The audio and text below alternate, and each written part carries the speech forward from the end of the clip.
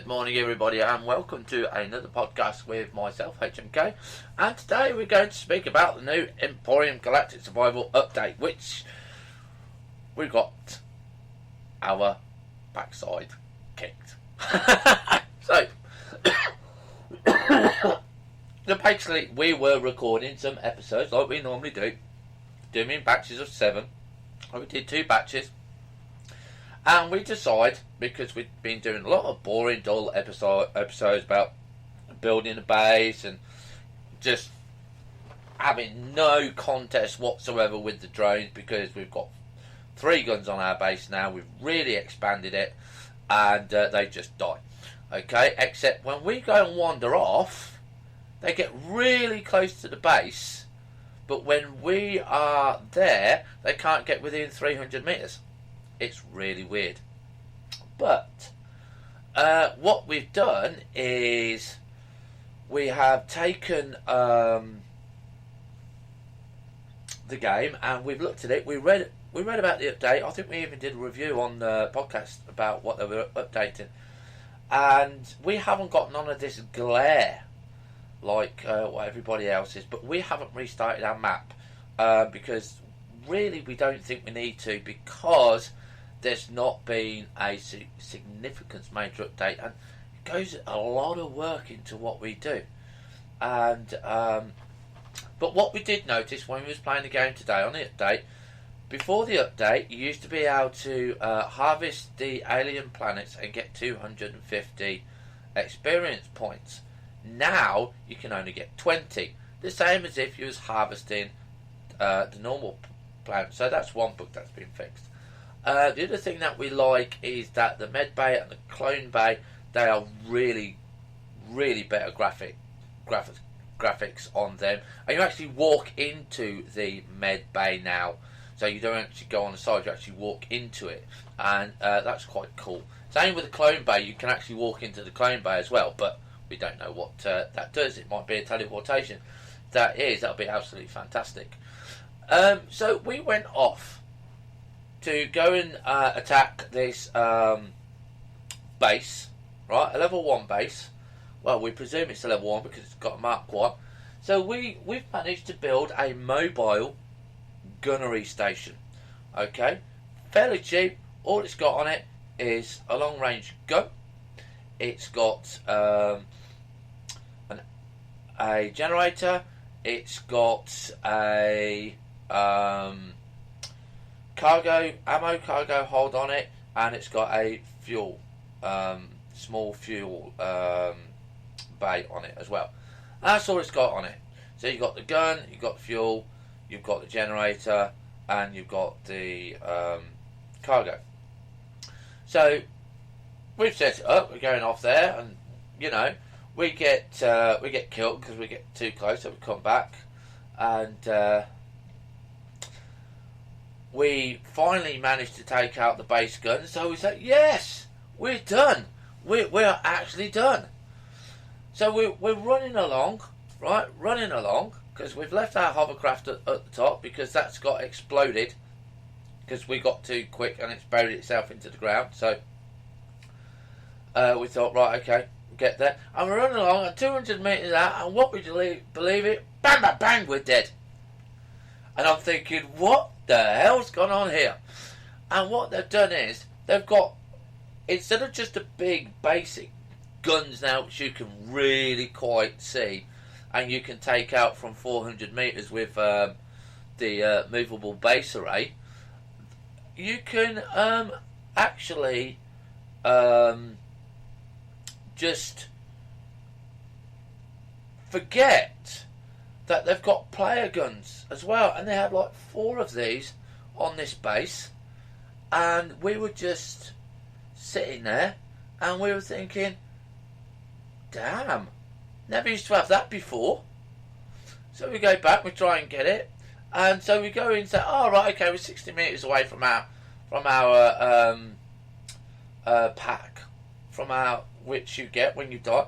So we press F5, we get into our little drone, and will you believe it, 2 shots, we're blown up. It blows up our little drone, and I'm thinking, that never used to happen either. So we were struggling, and it got to night time, so we had to go back and we had to come back. And so we managed to get there. We managed to make another hovercraft with our resources that we'd got and that. And will you believe it? Our backpacks had vanished. They'd gone.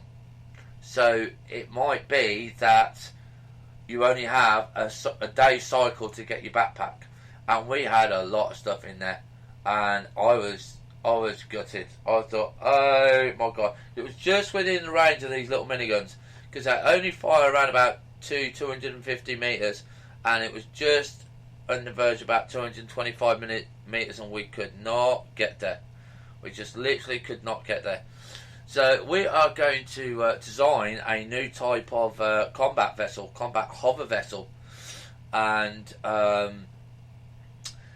so we can skim across the floor and stuff like that, or even a small vessel. I actually prefer the hover vessels at the moment because you can have the miniguns on there, and I quite like those. So we might do a heavy combat one there, and we might get a mobile base array where we can put some heavy guns on to go and take these base guns out, because when you sit in them, it's really good. It's just going to be a movable base, and we think that should work quite well. And it was so much fun. It really was so much fun. And we noticed a change in the raptors on the thing as well. If you cause a disturbance while they're near, even in the daytime, they'll come and attack you and kill you. And I'm thinking, what? Because I was firing at this base, and bang, bang, bang, bang, and then all next, I'm dead. And I'm sitting, I presume I'm sitting inside the gun. And we had zoomed in, and this raptor had just come up behind me, and whack, I was dead, gone. The only thing that I don't like about the game is when you respawn in your current location, it puts you at random anywhere within sometimes the firing range of the base, and you die anyway, or miles out, and you have to run to get cover. So it can be pretty annoying there. I wish it would respawn you at about 50 metres off from your current location that you died.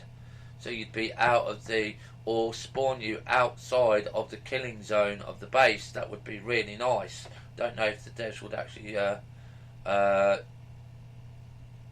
think about doing that. The other thing that we noticed about the game is the frame rate was a little bit jerky. Now, we used to normally have a maximum frame rate of 60 frames per second, and we used to record in 40 frames per second. We actually had to put the frames per second down to 40 frames per second because you could see like a little jerky movement. But as soon as we put it down to 40 frames per second, it was perfectly fine. So we don't know if that was a little bit of lag there. We did notice one or two people saying on the forums that they had that problem.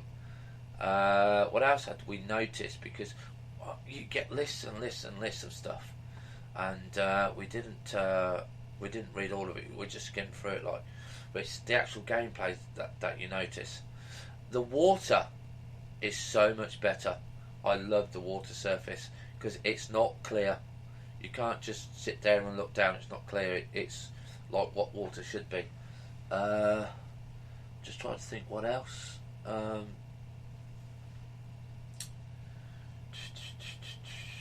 Oh yes, when we come back, our base, half of our base was sitting in a forest. And so the world had respawned, and the bases had stayed there where we are because we've got our information and our stuff on there, and we've got a whole new forest where we are.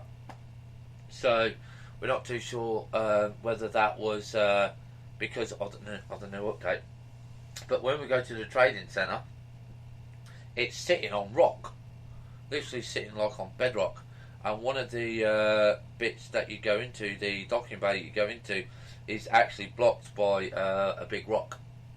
So yeah, but we were told on the forum boards by the devs that if we didn't reset the game, we would still have some of the old stuff there, and we won't get the new, fresher stuff until we go to another part of the of the game map. So we're presuming when we go to the space and stuff like that, that we can go and do that. Now, the other thing that that we are going to try and do is this time we're going to try and build our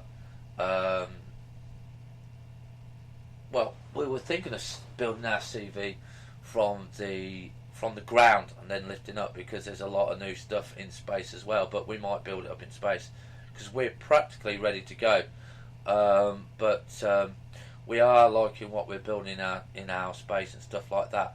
And the unfortunate thing is, when we did the episode of raiding the base, the easy base where there's no guns, you just go in and raid it. They hadn't reset that when you open the fridge, you got stuff in the fridge. Okay, so we've got the old bit for that because we pre-record so many in advance, and if we get really into the game, we do quite a few episodes. So we missed out on that, but it's still a good thing.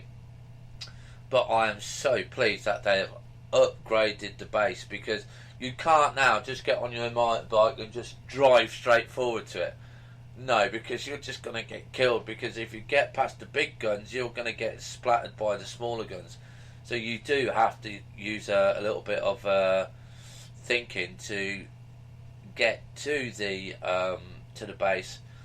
So we've got to go out and do remining and stuff like that. So we're going to be doing that in the next few episodes, which we've got really no choice over if we want to continue. So we've got to have backup weapons and stuff now, because respawning where you are is not really good. So we're going to have to do that. But we get drones attacking us constantly now, which was happening before the update anyway.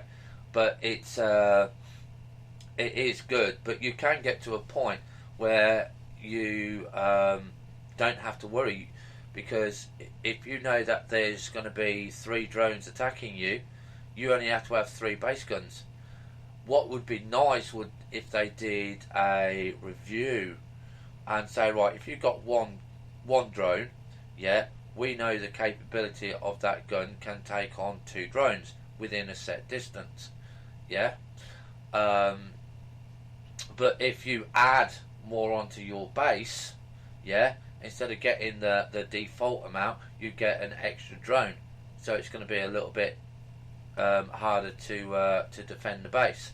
So the defense of the base should be on how big it is, and that would make it quite interesting and quite hostile. If you made a really big base, yeah, you could end up with 20-30 drones coming in while your guns are going off. That would be a very, very interesting thing to do. I might even post it on the forum board and say, look, would it be possible to make it challenging that the size of your base determines how many drones will attack your base? Because you can get to, like I said, a certain size, and you can put 3 or 4 guns on it and nothing can kill you. Absolutely nothing can kill you. So that would be very, very good there. But yeah, overall on the Empyrion Galactic Survival update, very, very pleased with it. It is buggy. There is a few bugs in there. We died. We went back to the medical bay and we sort of like landed underneath the base. So yeah, bits like that, and it was glitching every now and then, but not really noticeable. But again, overall improvement of the game, very, very good and appealing. I just wish that we could have the solo market on solo player, because we can't go and buy anything with the gold coins and stuff like that I have found. So we're going to have a look into that. I'm going to possibly pester the devs and say, look, can we have some sort of solo market on there with the NPCs? Because we can go, when we go to the training centre, we can see their drones going there and landing and patrolling and stuff like that. And it would be nice if we could see something like that. But that's all I'm going to speak to it about at the moment. It is really, really good. I do like it. The game is still keeping me what's the name? Really, really interested. They have just really brought out a hot fix for the January update. I think it's a hot fix, and it says about this overbright problem. But I haven't found that. I haven't found that at all. I think it's absolutely great. Have fun. Stay safe. We'll see you soon. Bye for now.